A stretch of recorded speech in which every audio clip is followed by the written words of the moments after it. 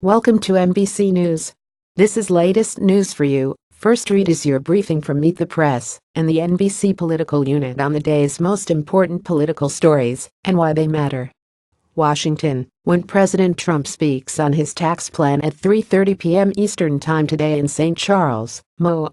It will no longer be accurate to describe him as an economic populist who pursues policies to benefit the poor and the middle class at the expense of the wealthiest Americans. The reason: the Senate tax plan he's selling is the exact opposite of economic populism. During the 2016 presidential campaign, and even in his first year as president, Trump portrayed himself as an economic populist.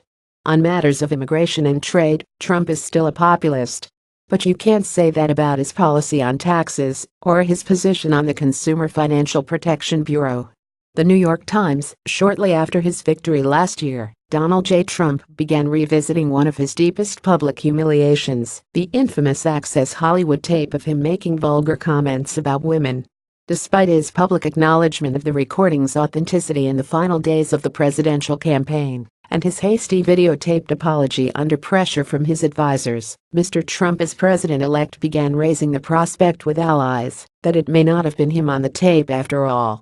Mr. Trump's falsehoods about the Access Hollywood tape are part of his lifelong habit of attempting to create and sell his own version of reality.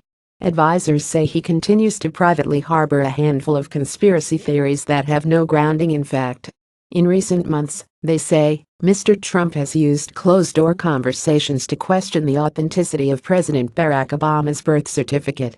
He has also repeatedly claimed that he lost the popular vote last year because of widespread voter fraud, according to advisors and lawmakers. How do you know President Trump is holding a weak hand heading into the looming battle that could shut down the government in December?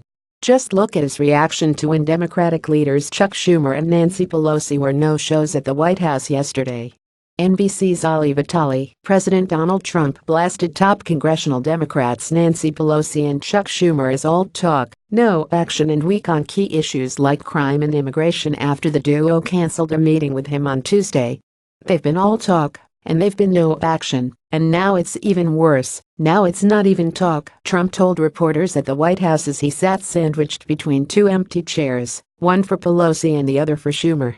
Democrats played by Trump's own rules by bailing on the White House meeting after Trump's offending tweet, and the president didn't like it.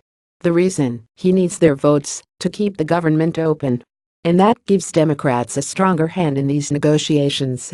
Kim Jong-un's latest ballistic missile test flew 10 times higher than the International Space Station and twice as high as any satellite in low Earth orbit, according to South Korea's military per NBC News.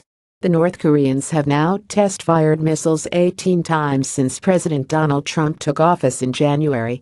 Tuesday's launch was the first in more than 2 months. Western officials agreed it appeared to be an intercontinental ballistic missile, or ICBM, which flew further than any other demonstrated by the North.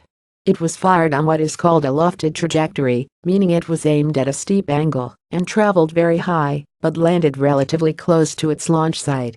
From NBC's Vaughn Hilliard, Mike Mamoli and One of Us, largely abandoned by the National Republican Party, but eager to reinforce President Donald Trump's tacit support for his candidacy. Alabama Senate hopeful Roy Moore on Tuesday touted the endorsement of a super PAC his campaign described as having been founded by seasoned campaign veterans who helped power Trump's victory in 2016.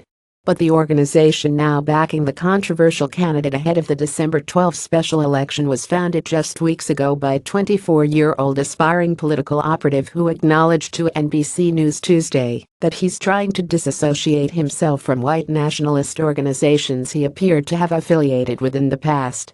And the situation speaks to the degree to which Moore's campaign is understaffed and underfunded, seemingly unable to perform a basic check of a previously unknown political entity, Indiana First, or its leader, Caleb Shoemaker, who has had ties to a fringe party considered a hate group by leading civil rights. Pressure on Representative John Conyers, D. Michigan, to resign from Congress mounted Tuesday as the number of sexual harassment allegations against him continued to grow, and party leaders huddled in conversations about whether he should remain in the House, multiple sources tell NBC News, per NBC's Casey Hunt, Leanne Caldwell and Jeff Bennett.